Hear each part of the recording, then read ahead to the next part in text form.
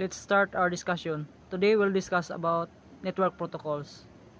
So, what is the meaning of network protocols?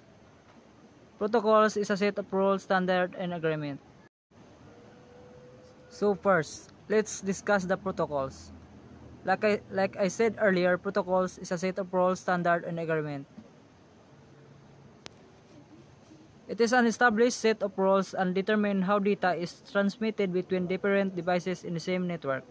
It allows connected devices to communicate with each other regardless of any differences in their internal process, structure, and design.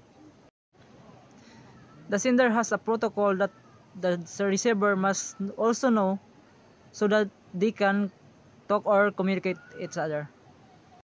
Network protocols are the reason you can easily communicate with people all over the world and thus play a crucial role in modern digital communication. Okay, later we can specify what specific network protocols that is.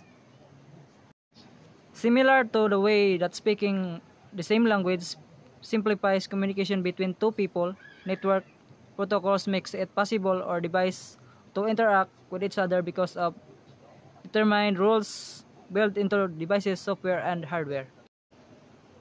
For example, the language the receiver doesn't know, he can't understand the sends message. The TCP has three-way handshake that is synchronized, and then the receiver synchronized in acknowledgement and then acknowledgement along the way. The sender, by sending, sinicheck niya yung TCP if there's an error has been seen. Next, we discuss the counterpart of TCP. The counterpart of TCP is the UDP, User Datagram Protocol.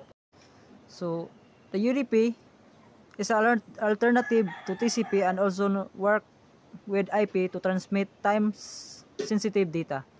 UDP enables low latency data transmit between internet applications, so this protocol is ideal for voice over IP or other audio and video requirements.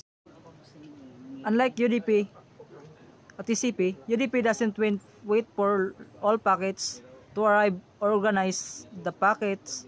Instead, UDP transmit all packets even if some haven't arrived yet. UDP solely transmit packets while TCP transmits, organize, and ensures the packets arrive. While UDP works more quickly than TCP, it's also less reliable. So we have seen the difference between UDP. As long as UDP only transmit what is on its mind. That is the concept of the UDP. But the TCP transmits, it's organized, it checks if there is an error, if there is something wrong, and then the TCP also ensures that the packets arrive. And now, the difference about TCP and UDP: transmission control protocol, a connection-oriented protocol, and then user datagram protocol, a connectionless protocol. Transmission control protocol, most widely used protocols on the internet. User datagram protocol, used for voice over IP, stream, videos, gaming, and live broadcasts. TCP guarantees that no packets are missing and all data that sent makes it to the ended recipient. User datagram protocol, faster and needs fewer resources.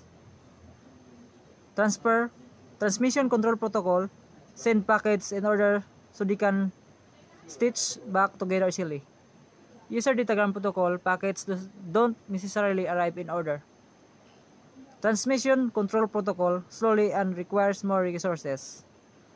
User datagram protocol allows missing packets, but the sender is enabled to know whether a packet has been arrived.